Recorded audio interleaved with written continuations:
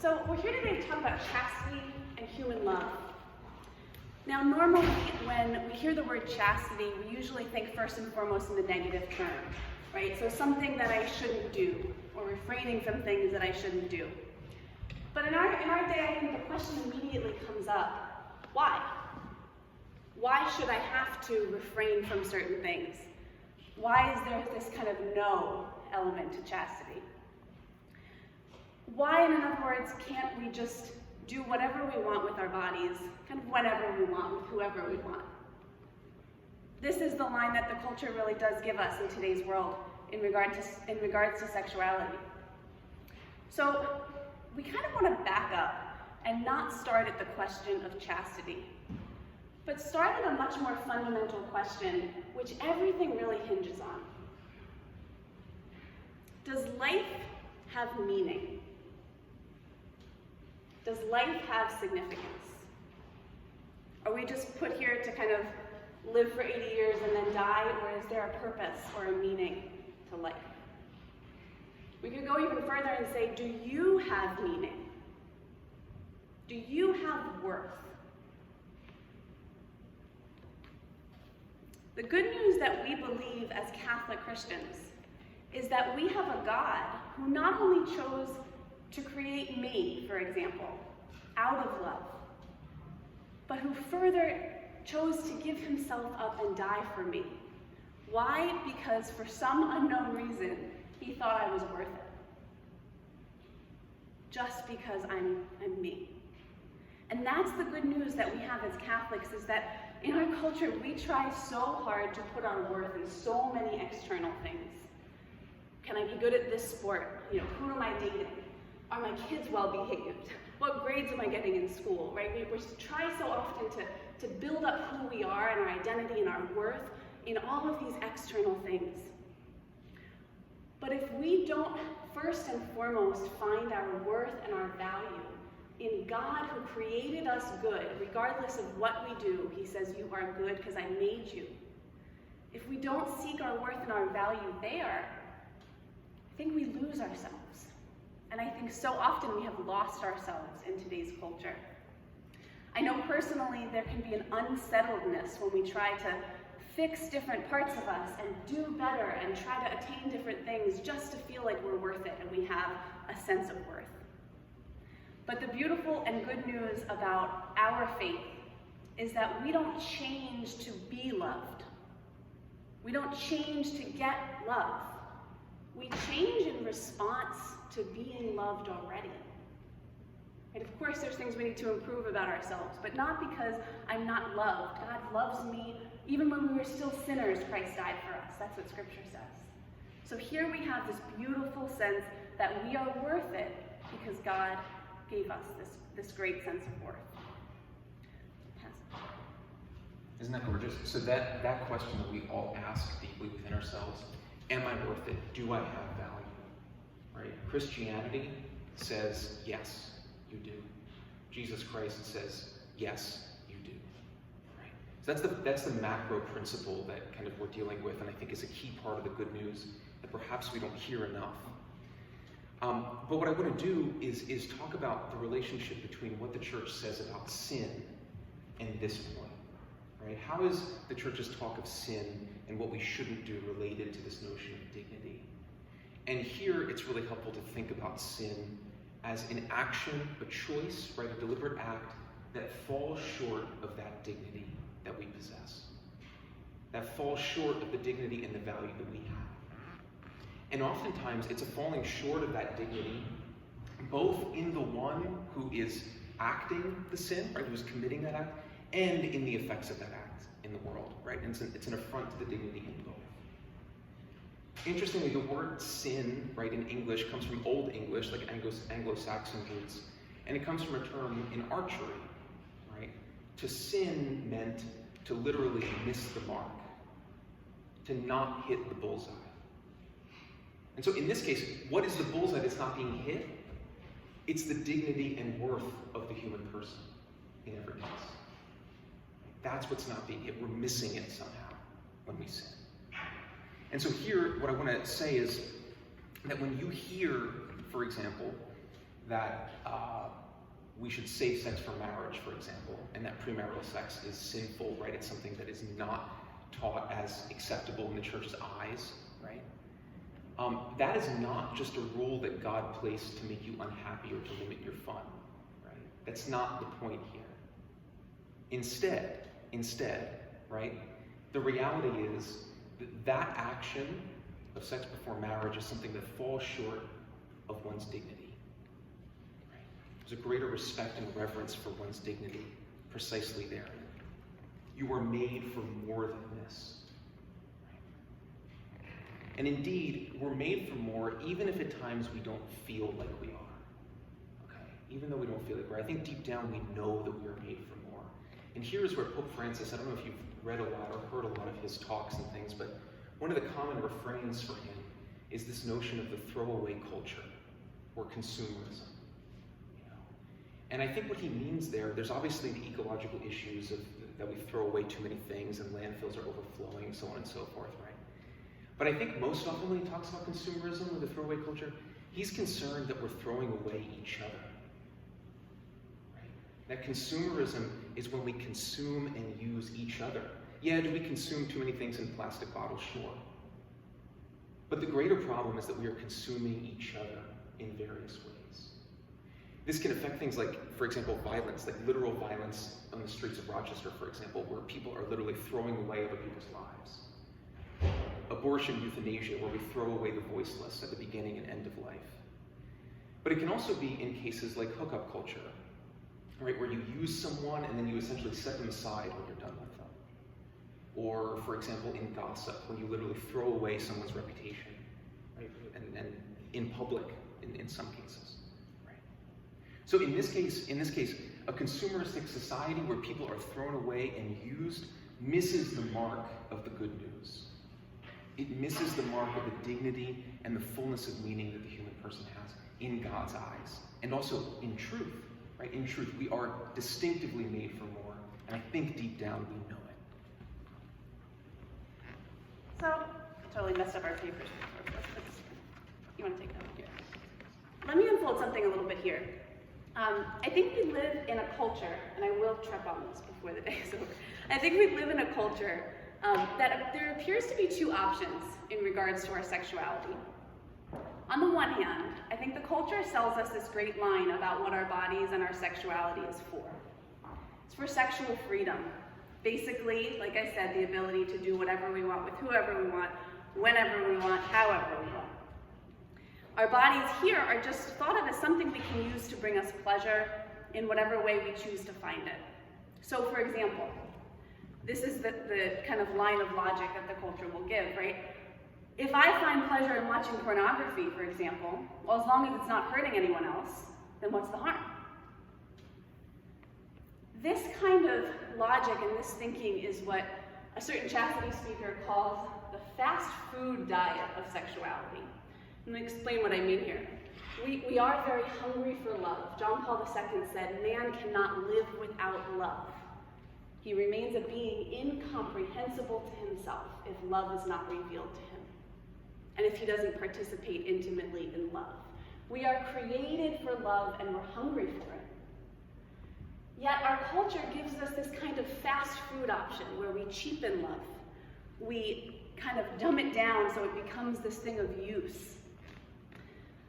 And I think what happens, now that would be great if that was actually fulfilling, if the food we're being given by our culture was actually fulfilling. But have you ever seen, Super Size Me? The documentary about the man who eats 3 meals a day for 30 days of all McDonald's. Okay, what happens to him on the fast food diet is he slowly, actually kind of rapidly, starts dying. Right? It's killing him. Is he fed? Is he full of food? Yes. But is he nourished? Not at all. Right? His body's actually dying. And when you look around, and I can't help, the more that I study and the more that I look around in our culture, you see that this fast food diet is killing us. I don't think that it is God's plan for the body and sexuality that we are hurting and enslaved. So let me give you an example. We say things like pornography is just a matter of personal preference, right? But it has been shown that pornography has an addictive effect on the brain, similar to drugs. So that when we watch pornography, it's the same stimulation as the brain as when we take a hit. And we know that means we want another one, and another one. And very quickly, upon starting to watch pornography, it becomes an addiction. But I thought we were supposed to be promised sexual freedom, right? If you can't say no, then you're in chains, you're not free. So we have to be careful of what this line of the culture is giving us in regards to the sexual freedom that's supposed to bring us our happiness. The other example I give is that it's heartbreaking. You know, contraception is supposed to be sexual freedom, where you can have sex without having kids, right, without any of the consequences. You are 40% more likely to have breast cancer if you're on hormonal birth control. 190% greater chance of developing breast cancer if you're on Depo-Provera for 2 years or more before the age of 25. My heart breaks. This is not the plan of God for our bodies and our sexuality. There must be something more than this. So let's return back to our options for a second. If on the one hand we're hungry for love and we have this fast food option where we cheapen love and we reduce it, many people think the other option they would think is this is what the church might put forward. Whoa, whoa, whoa. Look at all that attention that's being given to sexuality and sex. We don't look at how much damage it's causing. We don't want anything to do with that. Don't think about sex, don't talk about it, only in marriage, just for babies, don't enjoy it, nothing to do with it. Right? Sex is bad. But this would be called a starvation diet. Right? If we're hungry for love, and you have the choice between fast food or starving, what do you think we're going to choose? Food. We're going to choose the fast food, right? Something for our stomachs. But I would argue that these are not the only two options that we are given. That the church offers us and presents this third option of recognizing God's beautiful, glorious, wonderful plan for creating us male and female, calling the two to become one flesh, and living out our sexuality in a way that will bring us what we're truly looking for, right? Love that actually fulfills and satisfies. So chastity is not this series of repressions or just series of no's. Chastity is a guardian of love. It guards and protects the very thing that we're searching for.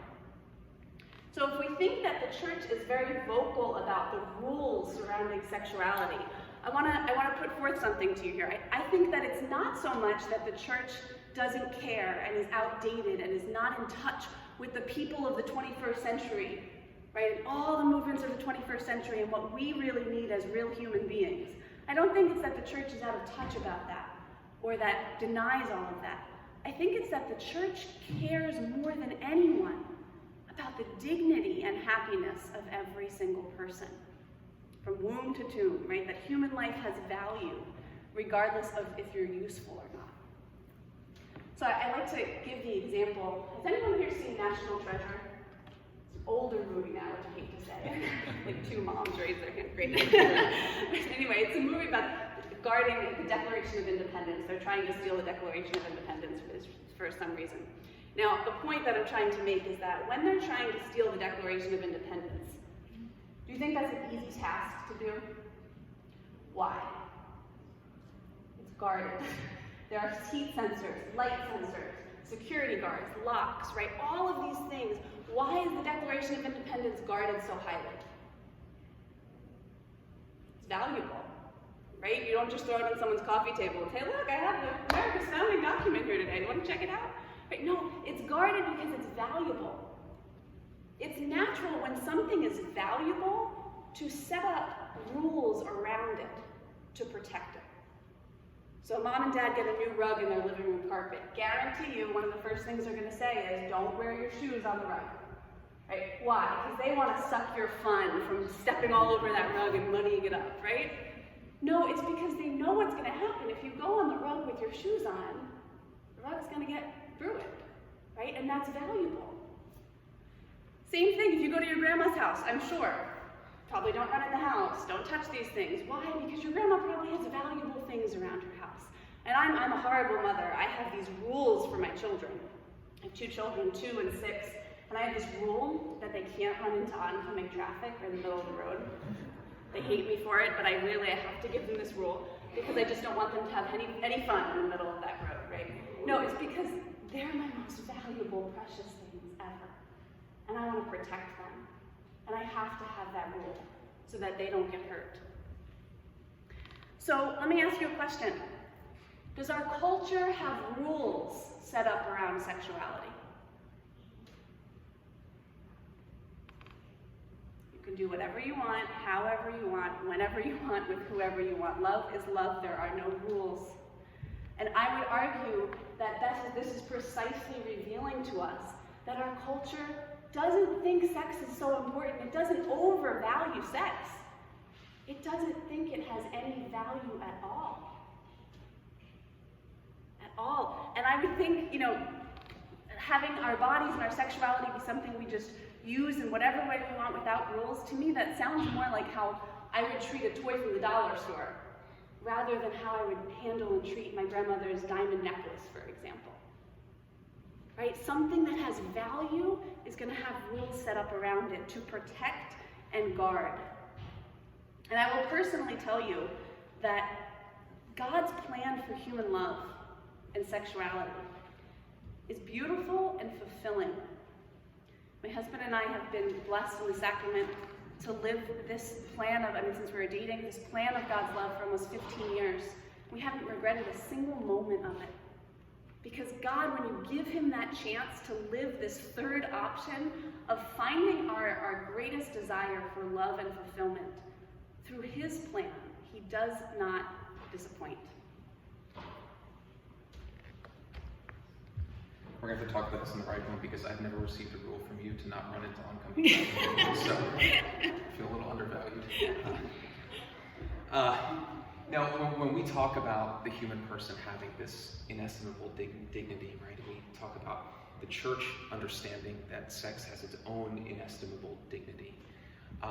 There's something really important to understand here that I think maybe we've lost a little bit of touch with, which is the notion that when we talk about the dignity of the human person from the pulpit, right, when Pope Francis talks about it, when the church talks about it, doesn't just mean our soul. Doesn't just mean the invisible part of ourselves, as it were. It means body and soul, right? This inestimable dignity accrues to your whole person. It applies to your whole person. And you are a body-soul unity. You are not just your soul, you are a body-soul unity. Okay, and I think we've lost touch with that relationship between body and soul. And let me try to articulate perhaps why. You are coming to know me right now. But the only way that you're coming to know me is because you're seeing my body move up here. And you're hearing with your own body the sounds that my body's making, right? The vibration of my vocal cords hitting your eardrums, so on and so forth, right? The communication of myself that's happening right now is being mediated by our bodily existence. Okay.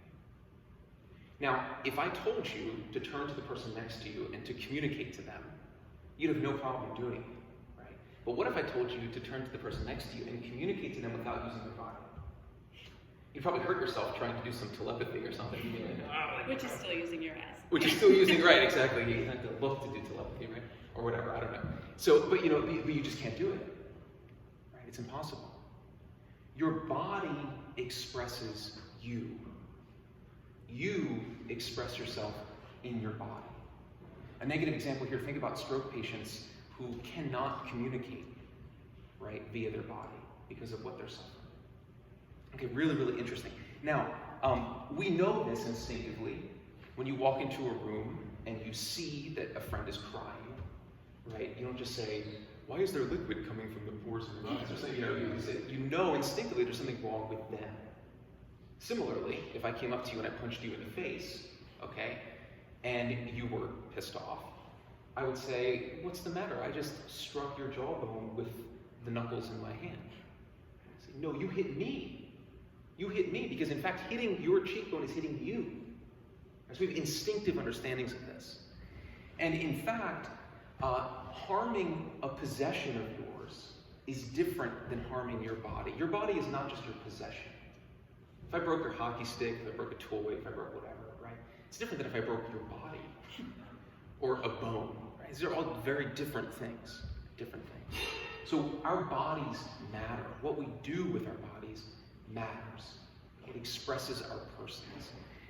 And let me just get theological here for a second. Think about the incarnation, okay? In the incarnation, God becomes man. God takes flesh, takes upon himself human nature. Here, it's not just that the body expresses a human person in the way that my body expresses myself. Here, it expresses a divine person. That's just wild, right? That's wild. That the body can actually express God. Okay, that's deep. But I want to recall along these lines, just with regard to the importance of the body and what it expresses, let's go back to Genesis for a second. And think about what Genesis is saying about the beginnings of the human race. In the beginning, human nature existed in a duality. Right? To be human meant to be either male or female. It still does today. Right? Male or female.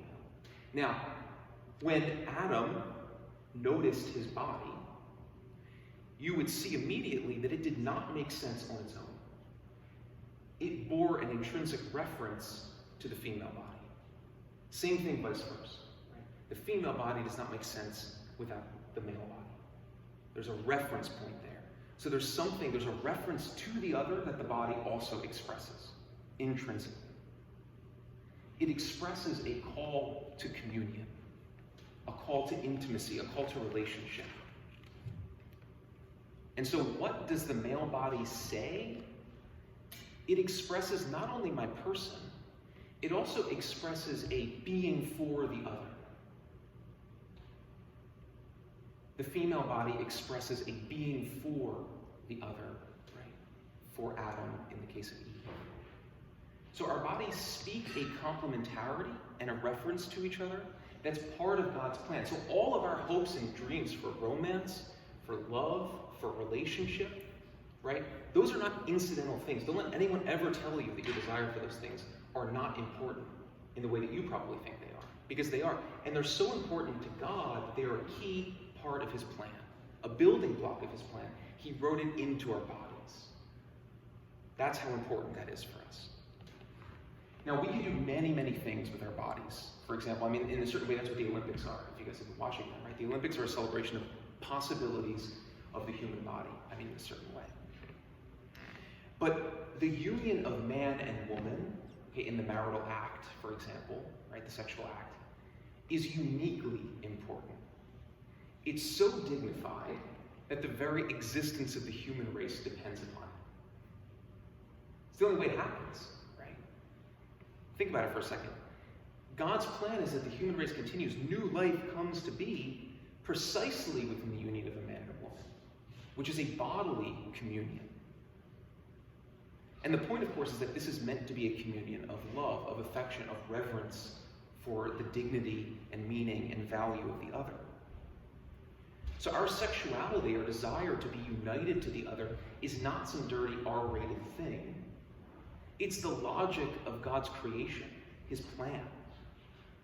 Right? It's a God-given thing that the moment when the couple comes together at the closest is the moment when new life is born, conceived. It's kind of incredible when you think about it. These are things that we sort of maybe take for granted. The problem, however, is that we often attempt to use and abuse our sexuality, looking for it to satisfy this desire in the wrong places, right? The fast food diet we pursue, lust, pornography, the hookup culture, they all promise fulfillment, but do they provide it, right? That's the great question. Do they provide it? And the result of misusing something valuable, the result of misusing something that's meant to be used in a certain way is pain, right? Did you ever use the wrong tool for something? It ends up causing you pain frequently, right? This is right. You need a proper utilization of the things that have been given, especially by God in these places. So, I don't keep track of myself. I'll go on forever, so that's why I'm done. We have this desire for authentic love, right? All of us do, and we seek it in so many ways. The question comes up, and it comes up in our culture too. It's actually a big topic in our culture, is what is love? What is love? We are blessed to know that love has been shown to us. What love is has been shown to us right here on the cross. This is God speaking, saying, this is love. This is the very love that your heart is craving. Why? Because it's the love that I created you to crave. And God created us with this desire for Him that only He can fulfill. And so I think what we could do is we can talk about the way that God loves us and what we know in our hearts. I think if we're honest with ourselves, we know what love is, sometimes by knowing what love isn't, if that makes sense. And I think we can talk about, for simplicity, we can talk about 4 major characteristics of love that qualify as authentic love. And I'll do this with a little test with you here. So ladies, let me use you for example. If you found out recently that your boyfriend of a few years was being paid to love you, or was being forced to love you, would you get butterflies and be all, oh, that's so cute? No, you would be super mad and heartbroken. Because love is free. You have to feel chosen. You have to be chosen freely for it to be love. And we know this is exactly how Christ loved us.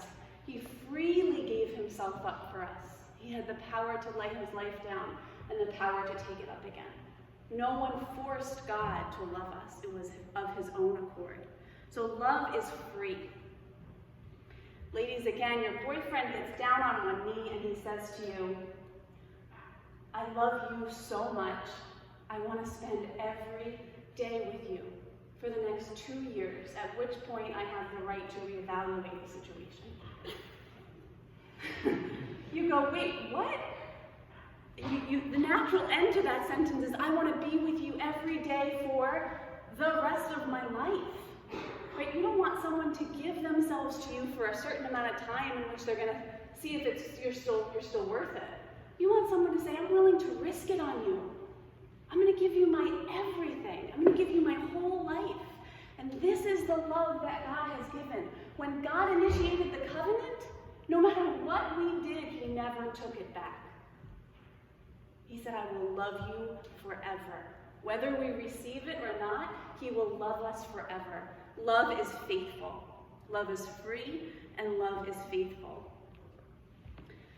Finally, I'll give you one more example. This guy is still on his knee, super romantic guy I've made up, and he's on his knee and he says, I want to be with you every Tuesday and Thursday when I'm not with my other girlfriend on Wednesday, Friday, Saturday, and Sunday.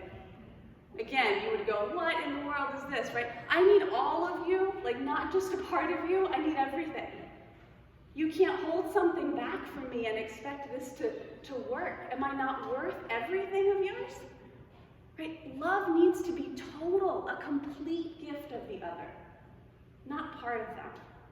And again, we see this is how Christ loved us, giving every last bit of Himself on the cross. Right down to the last drop of blood. He didn't hold anything back. He poured everything of Himself out. Love is total. It's free, it's faithful, it's total. And finally, that last one, we know that love brings us joy and life. Right? It's not something you see. If you see a couple that's newly in love and they're very closed in on each other and they forget about all their friends because all they care about is each other, you know that's a love that has to mature. And it will become, hopefully, opened out to others and start to bring new life to others and family. And it needs to be a love that's not closed in, but a love that overflows. That is a life-giving love. Christ again said, I come that you might have life and have it to the full. When we're baptized, we receive new life in Christ. This love is life-giving, or we could say it's fruitful. It bears new fruit. It bears new life. Free, total, faithful, fruitful. Now when we get to the altar, and I'm sure so many couples have stood at this very spot on this altar, by this altar, the priest or the deacon will ask the couple a series of questions to profess their love to each other. They will say, have you come here freely of your own accord? The church is protecting the fact, is this free? Because if this love is not free, it will miss the mark of the dignity of God's love for us, right? The priest or deacon will ask, do you promise to be true to each other in good times and in bad, in sickness and in health, till death do you part, forever, totally and faithfully? Will your love be total and faithful? And finally, the priest will ask, do you promise to accept children lovingly from God? Will your love be open to bearing new life? Free, total, faithful, and fruitful. This is the love we profess with our words when we marry another person, because this love is the love that God has given us on the cross, and it is the only love that will satisfy. If the church said, oh, it's not free, shotgun wedding, perfect, let's do it. They would be so wrong and not caring of the dignity and happiness of every person. But the church doesn't do that. They say we need to protect the dignity of each person and ensure that the love you are getting is a love that will satisfy. And so at that moment when the couple professes with their lips this free, total, faithful, fruitful love, they are then meant on that very night to profess with their bodies the same free, total, faithful, fruitful love that they just spoke with their lips. The body and our words, our souls and our bodies must be connected. They must express the same reality or we will feel torn apart. So if our love is not free, total, faithful, and fruitful, it will hurt and it will not satisfy. So, every rule that surrounds sexuality is an attempt to suck your thumb. No, it's an attempt to protect and to guard authentic love so that we don't fall short. So we can ask ourselves, and this is a way we can tell if our love is living up to the love that we were made for and the love that will satisfy us. In the use of our bodies and sexuality, we can ask ourselves, is this use of my body, is this sexual act, whatever it may be, is this expressing the free, total, faithful, fruitful love that I am made for? So let me ask you this. This can be hard. This can challenge us, and we can see how quickly we can fall short of the love that God calls us to. But we know that God's love is not just a free, total, faithful, fruitful love. It's a merciful love. And he always opens his arms to us when we fall short. So we can ask, in those tragic situations when sex is not consensual, is this an act of free, total, faithful, fruitful love? Or does it miss the mark? And anyone who has ever been in a situation where that has happened, they know this is not love. This misses the mark of our dignity. Let me ask you this. When someone engages in premarital sex, is this an act of free, total, faithful, fruitful love? Or does it miss the mark? Is it faithful? Have they promised to be together forever? Or are their words and our bodies saying something different? Our bodies are expressing free, total, faithful, fruitful love when we have not expressed this with our words and our commitments. Will it miss the mark and cause us unhappiness? This is a hard one.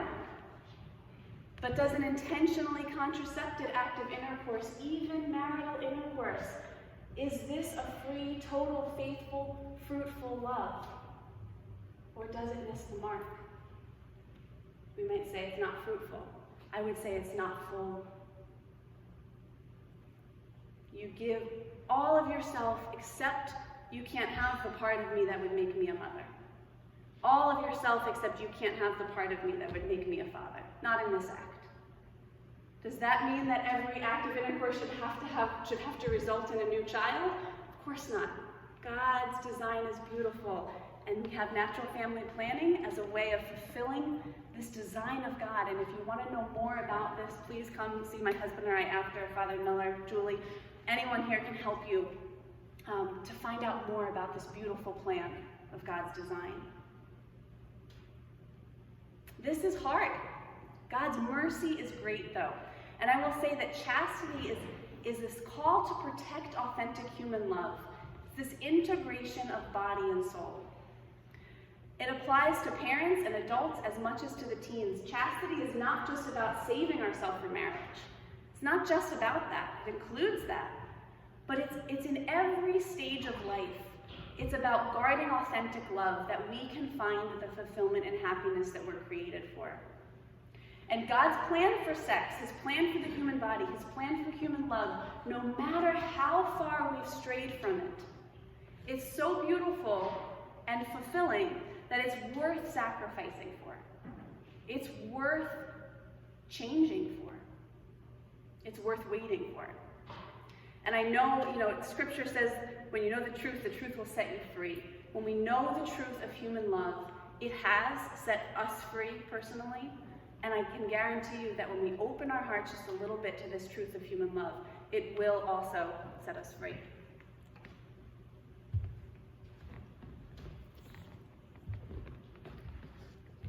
Just a couple final points. The vision that Michelle and I have been offering here is not one that is frequently found in the culture at large. Right? It will require a lot of formation on our parts to live this way, to go against the tide, as it were. But it will always also take moral fortitude and courage to live this way at any time, at any place, because of things like concupiscence and the effects of the fall, things like this, right? So what I'm going to say is that all of this beautiful vision that we've been speaking about, the way to cultivate a life lived at this level of fulfillment is through the sacraments. Right? Free, total, faithful, fruitful love is given to us in God's plan for sexuality because it is precisely the way that God lives love. Right? This is his essence. This is how he lives. And so in the Eucharist, he gives us his life, his love that is free, total, faithful, fruitful.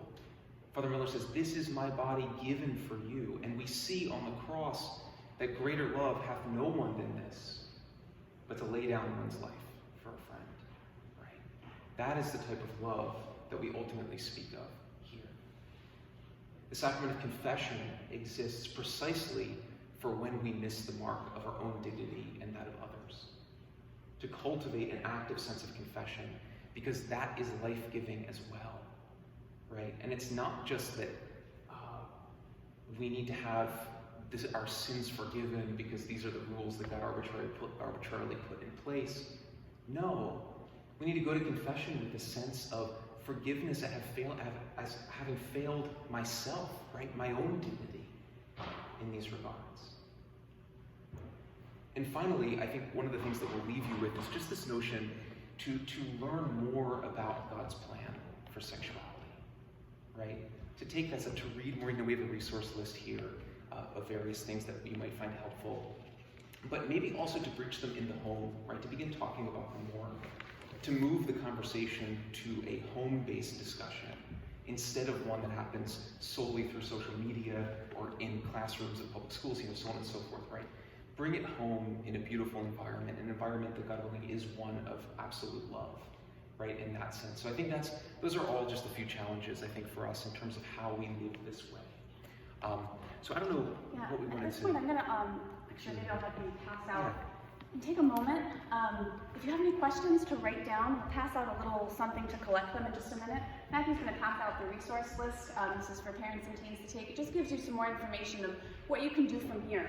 What would you, if you'd like to learn a little bit more about God's plan for marriage and sexuality, take a look at that. We're going to break off here in, I want to say 5 to 10 minutes, depending on questions. And we'll go down with the teens into the church. Matthew and I will just share a little bit more about ourselves, our own story, and kind of what brought us here to this point right now. So take just a minute. If you have any questions, write them down. And if not, we will head over in a couple minutes. And if there are, we'll collect the questions. Oh, perfect. Father has a box. So we'll collect the questions and do our best to answer them. And there are no stupid questions.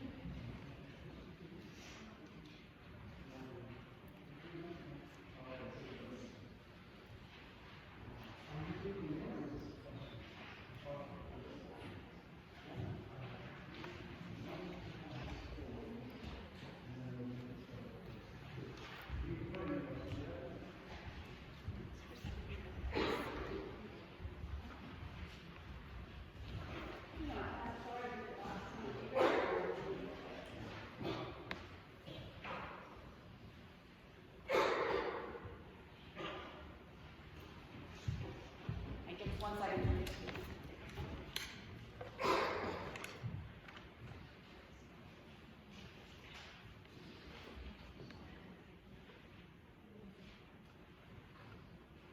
Hold your questions very tiny, it's like a big curtain.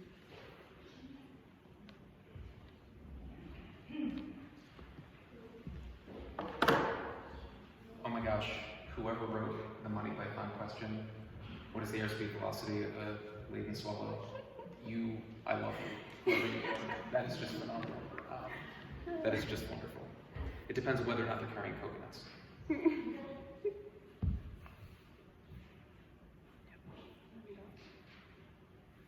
So one we got was, how do you address the difficulty of people knowing their dignity, accepting they are valuable and worthy?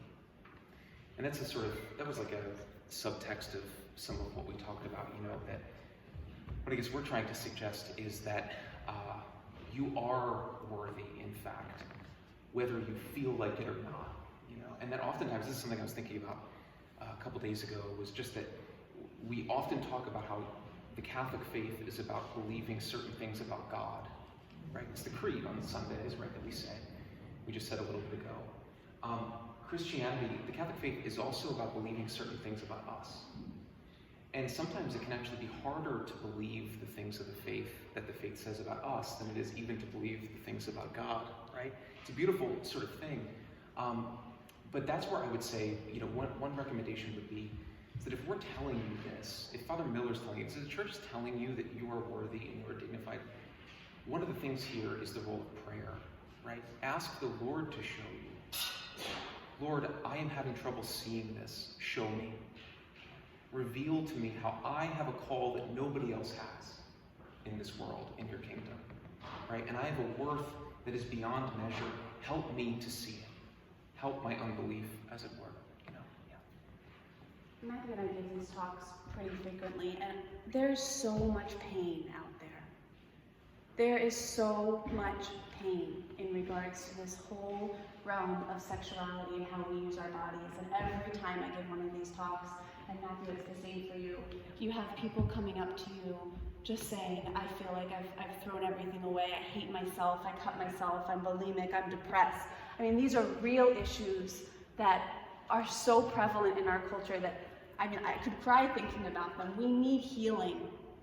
Our culture needs healing from these places in us that tell us that we're a piece of garbage, that tell us that we suck, right? We so often believe it. Adults, we're not exempt from this. We believe it too. If I don't lose this baby weight, if I don't look like this, if I'm getting old and I have wrinkles, I'm not gonna feel worth it. We are worth it because God loves us, and we are so deaf to this message because we're so hurt. And we see it all over the place, and it doesn't matter how young or how old. We see 9-year-olds who have already felt wounded in regards to sexuality, who have already been abused, and there's so much hurt that I feel like when it comes to this question of our dignity, the first thing we need to do, like Matthew said, is we get on our knees and we said, I need healing, Lord. I need healing. right? And we offer this, there's especially, I don't mean to push this, but especially for people who have struggled with really accepting their dignity, seek a good Christian therapist, because there's human needs to be able to see past the lies we've been told in our culture. Social media bombards us day in and day out with this message that, you know, your life isn't as beautiful as everyone else's. Your face isn't as beautiful as everyone else's. Your home isn't as beautiful as everyone else's, right? We're constantly being fed this lie that we need to detox from it. And I think that's one of the first things we can do in helping people to see their dignity is turn off the social media a little bit and spend a little more time in prayer saying, Lord, you teach me who I am.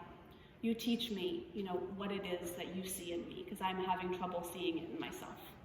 And he will answer that prayer. Beautiful. You know, we received another one. What about people who like the same gender as they are, presumably compared to those that don't? And I think here, you know, just to say it explicitly, there's so much about gender ideology out there, whether it be gender fluidity, transgender issues, things like this, right? And I think what was one of the points of our talk was to say, those things are not the same thing being said about the body, about the soul, about the dignity of the human person that the church is saying. There's a different vision there, different anthropological vision. It's a different vision of the human person, right? And so I think one of the points that I would make would be there's a lot of controversial back and forth on these matters, and oftentimes it's really hard because the pace at which the transgender movement is the pace that it's traveling is extremely quick. And there are new positions being developed, right? There's new things being said all the time. What I would challenge us to do is to take a step away from the controversy for a moment and learn about the uniqueness of the church's words about God's plan for sexuality and gender, right? Dive deeper into it, read about it. Not just that it says no to all of this stuff, but what does it say yes to, right? What does it say yes to? Because that's really where we will come into sort of a contemplative stance to what God revealed, and then we'll be able to negotiate all these things better, right, on a case-by-case basis. So. Yeah, and the last word to that is this is precisely why we started with this question of do you have worth? What is the purpose of life? Because if we don't have answers to, like, the culture's answers to those questions are, like Matthew said, a completely different answer than the church's answers to those questions. And the issues of sexuality and gender and all of that are going to flow from our understanding of who the human person is. Did God make us with a plan or no? First ask that question, right? First ask, what are we here for? What is the purpose of life? And from there, like Matthew said, dive into those teachings of the church, because we can't argue what we don't know. And so this, my husband and I, whenever we have come across a teaching, especially early on in our years, when we come across a teaching of the church that we kind of go, oh, why? That doesn't seem fair. What is that? Right? Don't just ignore that. Follow that. Seek people in the church to answer that question for you. Right? If you have a question about science, you're not going to go seek a therapist to answer a science question. You're going to go to the scientist. Right? So ask people who know about the church's teaching to explain it to you, and then kind of go from there. So I think these are great questions, and we really are grateful for them, and also grateful for your attention today. So we don't dismiss all of our time with the teens. We really would like to head down to the church. So if the teens, I think it's going to be Kendra and James who are going to lead us down, and if the teens could follow us for a few minutes, and we'll be dismissing at 2 o'clock. So thank you guys.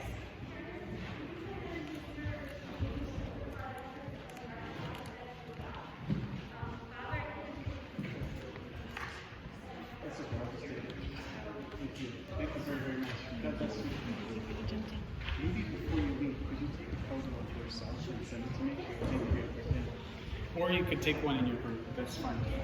So if that was unclear, the teens are going in groups to the Martha House, also known as the Parish Center. The parents, please stay.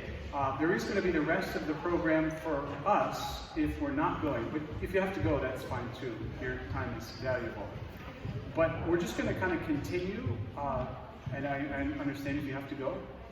One thing I wanted to say about the question at the end there, because I'm 36 and there was not a lot of this stuff in the media. But even then, we would get questions. You know, what if So this person is attracted to someone of the same, a boy attracted to a boy, a girl attracted to a girl. And I think sometimes that is a question that we all hate to really look at. And they had a great thought, which was, start with the beginning. Why are we here? What is the human person? But then we come to this question is, well, what if I or they, whomever, feel that in their gut, that is the direction that they're attracted to?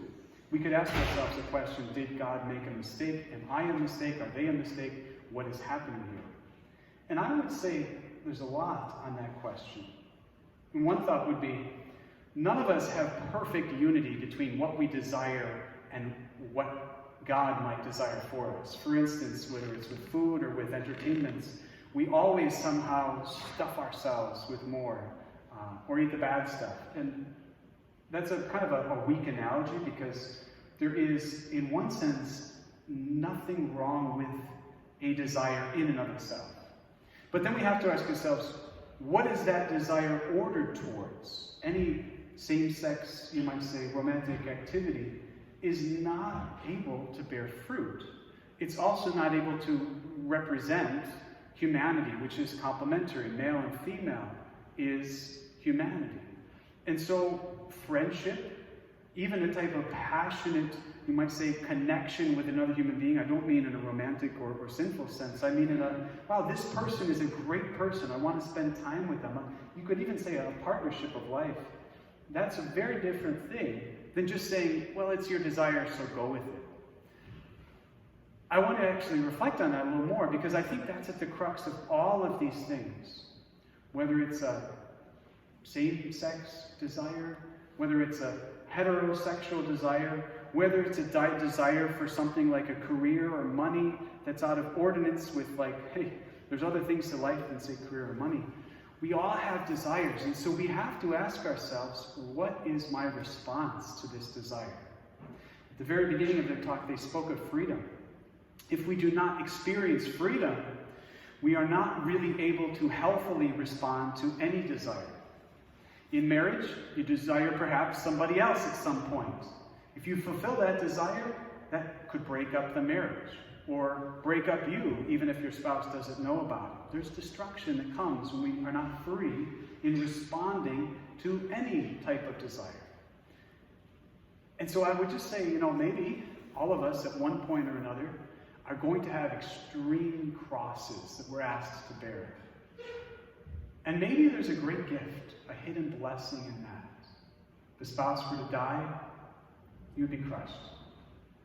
If someone, maybe yourself even, has maybe a long-standing desire for someone of the same sex, well, I hate to even put it this baldly, maybe that's a particular cross God is giving that person to purify them, that for their very life, that is what, one way that they will find God and even find true friendship. Church does not cast people out, but we also don't want to just say, well, just do what seems best. I hope that's not too long-winded, and there's a lot more I could say. Were there any other main points that you guys had questions on? You can be very, very upfront. You can say it out loud. Anything you didn't understand, didn't care for. One of the things that I think at the end we should speak to, and I didn't do this just a moment ago, I probably should have, is, let's say your child comes to you and there's some crisis, whether you find something on their internet history or in their phone use. Maybe you find something in the garbage that leads in a certain direction and you're like, whoa, I didn't know any of this was happening. Maybe they even express something, like, it's really hard to take. As parents, as adults, as godparents, if you're here, you may have a godparent or a spiritual mentor or mentee relationship. Our response has to be that of God the Father, which is not, how dare you, get out of my house. I mean, that may be actually how we think God the Father is. That may be how our earthly parents are. There's always a certain initial reaction that we sometimes can't control. But would to God, maybe by thinking of it and talking about it now, maybe our response could be, okay, this is a surprise, this concerns me, but our approach can be one of unconditional love. We could say something like, I don't like it, when I see things like that, or when you seem to be doing things like that on the internet, but I love you. You know what I mean? Like we can't, it sounds so simple, but we can't shortcut our children or our spiritual children just because they mess up. Because didn't we mess up? And we want to be met with the mercy of God. We want to live in our persons, in our family life, the mercy of God. This doesn't somehow cheapen the bad choices and say it's no big deal. But if they don't see in us a loving presence, unconditionally, then they're never going to really open up to us. And maybe they've already seen, I'm not really ready to open up to mom and dad on X, Y, or Z thing. But we can, every day, we can improve. This could be the day where we take steps forward so that when the crises come, kids come to us, the kids of our home, or other kids, maybe, in our extended family and friends. I see that as a very beautiful thing.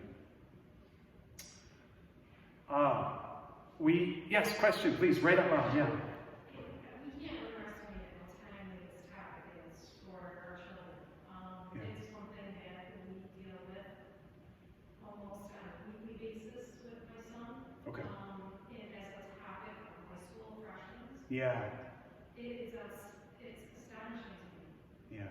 Topics that as when I was growing up, Sure. didn't come up until well into the 20s. Yeah. And they're not equipped to deal with some of these things, but yet the consequences are so grave that finding a balance as a parent to continue that dialogue Yeah. without having judgment is a tremendous challenge. Absolutely. And I would say God is with you at every step of the way. That's where things such as prayer and the sacraments come in. Because if you really think about it, let's take the romantic sexuality piece out of it. Childbearing and raising a family is extremely difficult. And so you could say, how are we going to put food on the table? How are we going to get to school? How are we going to get home from school? Someone is sick. Now I have to stay home from work. Again, even apart from this question of chastity, you're doing it. You're doing what is seemingly impossible. And so God is not asking you to do something that is also impossible. You're doing the impossible now. He's just asking you, let me lead you in this question, just as seemingly through the strength that you alone could not have done, you're kind of walking on water, so to speak. But this thing, I think we all have our own hang-ups, our own maybe apprehensions, and maybe our own fears. This whole sphere is so hot topic, and then maybe we see cancel culture, we hear people in media with very opinionated positions, and maybe we just clam up. Maybe we think of the own mistakes we may have made, or our parents didn't give us certain examples, and maybe we're looking for leadership. And I would say that's where we want to help as a church, but really it's really in your own particular faith. Because we could sit down. Let's say person X here in the front row says, Father, I want to talk with you. Maybe Julie's going to be in on that meeting. We're going to really kind of get back to basics here. And we could meet with you maybe a couple times, but it's you in your family life that is really going to win the day. You are the leaders that your kids are looking for. And if you feel overwhelmed, and you maybe just say, well, they're going to talk about this in the gym, dressing room, what do you call that? Locker room. They're going to talk about this in health class at school. They're going to see things on the internet. I just don't want to go there. If you do that, you're basically saying, I am not going to parent my child in this area. And it's whatever they happen to pick up. And I'll tell you, they're going to pick up some really, really hurtful things. Not that people have intentional bad intentions, but if you start with these questions apart from God, you're going to just make it a choose-your-own-adventure type of thing. I used to read those books when I was growing up. And a lot of the adventures ended up in death. A dinosaur would kill you or something. We don't want our kids and their beautiful life, that joy in their eyes, to be killed by a screen that is increasingly violent and over-sexualized, or to be killed by these notions of the human person that are, as they said, not good enough for your child. This is a daunting thing. But anything is. Potty training was daunting and you did it. So you can do this too.